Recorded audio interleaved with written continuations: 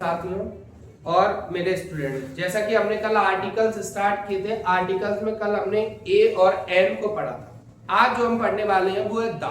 और अक्सर बच्चों को दा में ही बहुत ज्यादा कंफ्यूजन रहती है। मैंने दा के वो सारे रूल कलेक्ट करके लाया हूं जो हमारे 10th और 12th के बोर्ड एग्जाम में जिनसे रिलेटेड आपको क्वेश्चन मिल सकते हैं।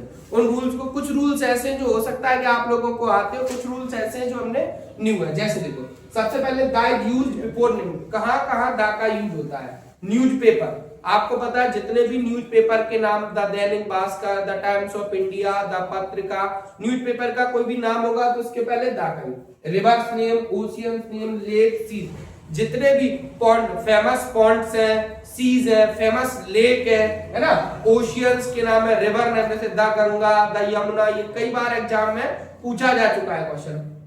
होली बुक्स, होली बुक्स जैसे द रामायण है, द बाइबल है ना, द कुरान है, ये एग्जाम में पूछा जा चुका है। फेमस बुक्स, किसी भी फेमस जो राइटर है उसकी अगर बुक आपसे पूछ दी जाए तो उसके नाम के पहले भी द। मेन चीज यहाँ होली बुक्स है। उसके बाद है साइंटिफिक इन्वेंशन, जो साइंटिफिक इन्वेंशंस होते हैं, the internet, the mobile phone है ना, द वायरलेस, इसके नाम के पहले आप क्या लगा सकते हो? दा लगा सकते हो। नेक्स्ट है सुपरलेटिव डिग्री।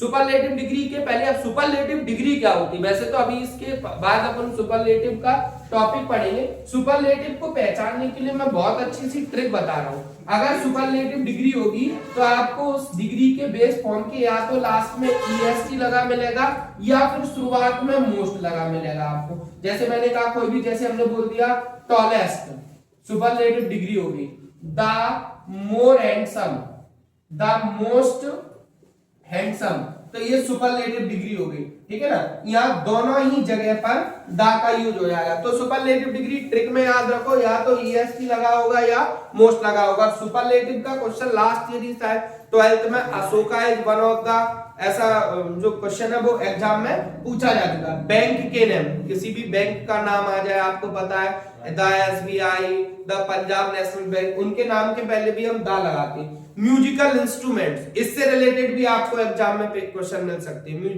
पियानो, गिटार, ये सारी चीजें। नेक्स्ट है पॉलिटिकल पार्टीज। पॉलिटिकल पार्टीज तो सभी लोग जानते हैं क्योंकि आजकल वैसे भी चारों तरफ पॉलिटिशियंस का माहौल है ना, द BJP, द कांग्रेस, इस तरीके से। नेक्स्ट माउंटेन्स नेम, किसी भी माउंटेन के नाम के पहले दा लगता है, लेकिन यहाँ बहुत सारे बच्चों में कंफ्यूजन रहता है। अगर हम कहें माउंट एवरेस्ट, तो माउंट एवरेस्ट के पहले नो आर्टिकल रहेगा। सर क्यों रहेगा? माउंट एवरेस्ट तो एक माउंटेन का नाम नहीं। माउंट एवरेस्ट किसी भी माउंटेन का नाम नहीं है, पीक नेम है, एक चोटी का नाम है, और इसलिए यहाँ पर 0 आर्टिकल या नो आर्टिकल लगेगा। द हिमालय, द अरावली, ये लग सकता है क्योंकि ये माउंटेन के नाम, किसी भी पीक के नाम के पहले चोटी के नाम। और ये क्वेश्चन जब भी आता है बहुत सारे बच्चे गलत करते हैं। क्यों करते हैं? उनके दिमाग में ये है कि माउंटेन का नाम है ये, जबकि ये एक पीक का नाम है। पीक के नाम के पहले कोई भी आर्टिकल का यूज हम नहीं करते। नेक्स्ट है हिस्टोरिकल प्लेसेस, सब जानते हैं, the Taj Mahal, the red fort, the lotus temple. Trains name, ये भी सब जानते हैं, ट्रेनों के नाम। यूनिक थिंग्स, ये क्या होती है यूनिक थिंग्स? यूनिक थिंग्स अगर हम बोले द अर्थ, द मून, इसमें डायरेक्शन नेम भी आ सकती है, इसी में है ना, इसी में डायरेक्शन नेम आ सकती है, द सन, ये सारी चीजें यूनिक थिंग्स के according. Body parts name, body part name आप लोग जानते हैं क्या होता है, बॉडी पार्ट्स के नाम के पहले भी दा का यूज करते हैं। अब इधर नेशनलिटी, किसी भी देश की नेशनलिटी अगर हम बताएंगे तो उसके पहले दा का यूज, लेकिन प्लूरल फॉर्म में होनी चाहिए। अभी हम आपसे कह रहे हैं and that Indian boy, sir nationality बता रहा है लेकिन सिंगुलर है और ये एक एडजेक्टिव का काम कर रहा है, एक एडजेक्टिव का काम कर रहा है, तो हम इसके पहले ए लगाएंगे। लेकिन अगर हम लिख दें इंडियंस, अगर हम इंडियंस लिख देंगे तो इसके पहले अब दा का यूज हो जाएगा। ये नेशनलिटी और रिलीजन दोनों में सेम चीज चलती है। नेशनलिटी और रिलीजन में अगर सिंगुलर फॉर्म में हम लिखा हिंदू लिख दिया तो ए हिंदू, मुस्लिम लिख दिया ए मुस्लिम, लेकिन हिंदू मुस्लिम तो हम दा का यूज करना पड़ेगा। ऐसी नेशनलिटी में ये दोनों बड़े कंफ्यूजन वाले एग्जाम में बड़े दिक्कत दे रहे थे, क्योंकि अक्सर हमारे दिमाग में इंडियन के पहले एन लगता है, लेकिन उन्होंने प्लूरल फॉर्म में बना दिया तो यहाँ पर फिर दा लगेगा, ध्यान रखना। नेक्स्ट है नाउन ऑफ नाउन, किसी भी सेंटेंस का स्ट्रक्चर आपको नाउन ऑफ नाउन का मिले, पहले भी नाउन हो फिर ऑफ से वो कनेक्ट हो दोबारा भी नाउन, तो जो पहली नाउन आएगी उसके पहले दा लगाएंगे। अब बहुत सारे बच्चों को यहाँ गलतियां हो जाती हैं, जैसे हम लोगों को पता होता है कि प्लूरल फॉर्म हो, है ना, अनकाउंटेबल नाउन हो, उसके पहले कोई आर्टिकल नहीं लगता, लेकिन अगर उसका स्ट्रक्चर नाउन ऑफ नाउन के रूप में है तो दा लग जाता है। जैसे हमने लिखा, जैसे हमने क्वेश्चन लिखा the T of Assam is very famous, ये हमने क्वेश्चन लिख दिया आप लोगों के सामने, वेरी फेमस ये लिख दिया। अब आपको दिख रहा है टी अनकाउंटेबल नाउन है, इसके अकॉर्डिंग कोई आर्टिकल नहीं लगना चाहिए, लेकिन नाउन ऑफ नाउन का स्ट्रक्चर है, इसके अकॉर्डिंग यहाँ दा लगेगा। वैसे ही the book of English is very costly, तो इसलिए हमने क्या लगा दिया द। नॉर्मली बुक की अगर बात करते हो तो हम ए का यूज करते हैं। नेक्स्ट है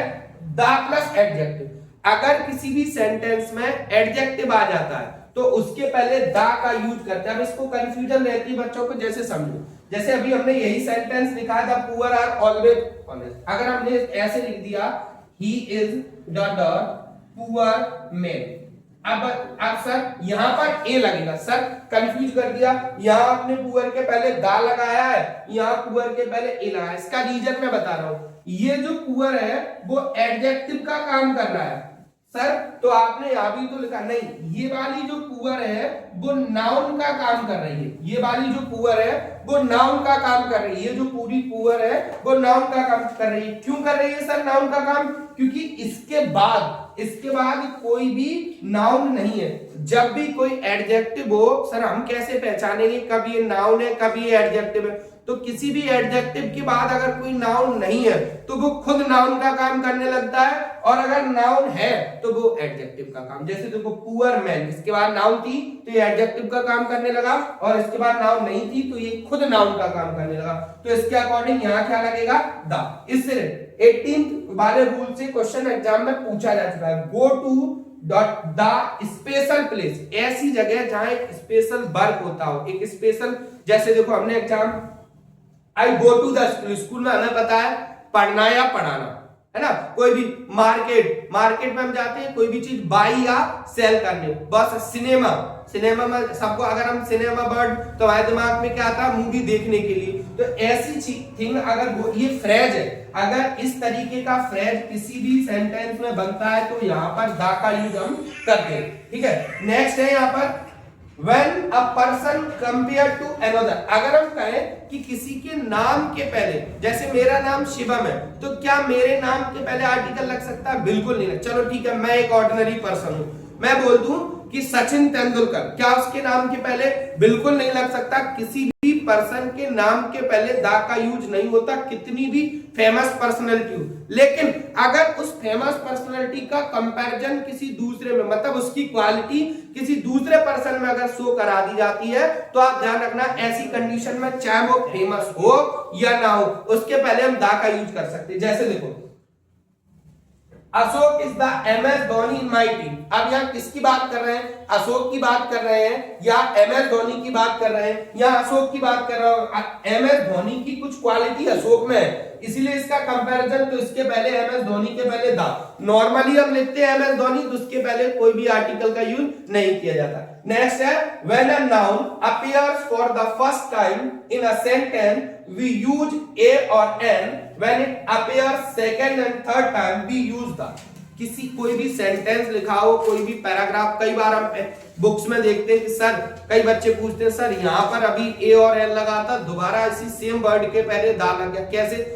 जब भी कोई सिंगुलर और काउंटेबल नाउन सेंटेंस में फर्स्ट बार आती है तो ए या एन का यूज करते हैं according to pronunciation, but same noun अगर सेंटेंस में पैराग्राफ में रिपीट हो रही है तो उसके पहले हम दा। जैसे देखो आई हैव अ बैग, देखो अब बैग यहाँ पहली बार आया तो हमने ए लगा दिया, द बैग इज न्यू, लेकिन अब बैग दोबारा आया सेम, तो इसके पहले हमने क्या लगा दिया? दा। तो हम यहाँ कह सकते हैं जब सेंटेंस में पहली बार या आए तो ए या एन, सेकेंड एंड थर्ड बार आए तो दा।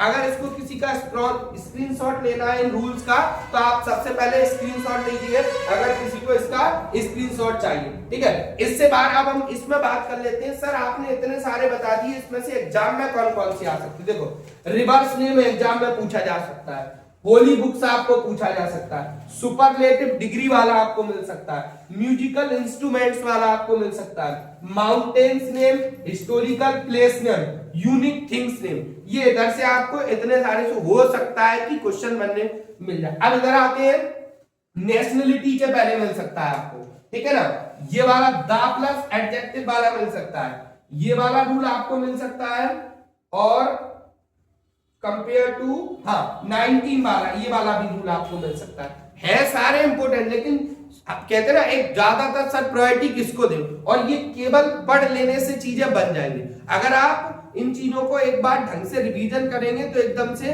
क्लियर हो जाएगा। इससे बाहर दा का कुछ भी जाने वाला नहीं हमारे एग्जाम में, इससे बाहर कुछ भी जाने वाला है नहीं। अगर आपको इसमें कोई भी चीज समझ में नहीं आई है तो आप हमें कमेंट करके बताइए, और हमारी वीडियो को ज्यादा से ज्यादा शेयर करिए। जय श्री राम।